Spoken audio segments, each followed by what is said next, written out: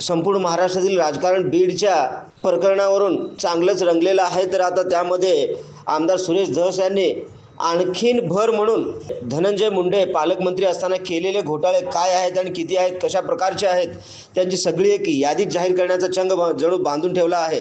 काय आहे ही बातमी संपूर्णपणे जाणून घेण्यासाठी तुम्ही जर NGTV मराठी न्यूज चॅनलवरती पहिल्यांदाच आला असाल तर नक्की सबस्क्राईब करा।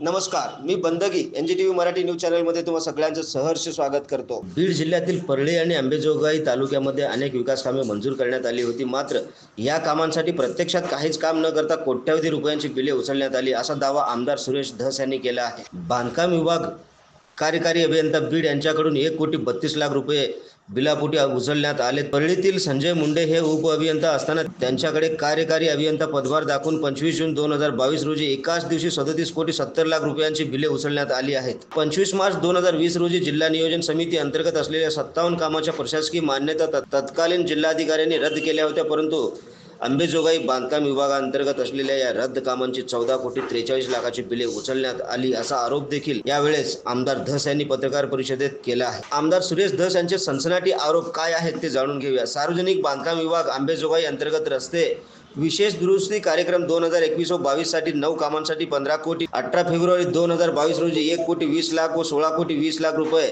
काम न करता उचललेत। अर्थसंकल्पीय हॅम अर्थात हायब्रिड बर्दापूर कामासाठी 5 कोटी रुपये उचलले। या कामांची क्षेत्रीय कार्यालयाने पाहणी केली असता या कामावर डबल पैसे उचलल्याचे लक्षात आले। ही बाब क्षेत्रीय कार्यालयाने कळवली असता सुद्धा कोणतीच कारवाई झाली नाही, असे आमदार धस यावेळी बोलताना पत्रकार परिषदेत म्हणले आहेत।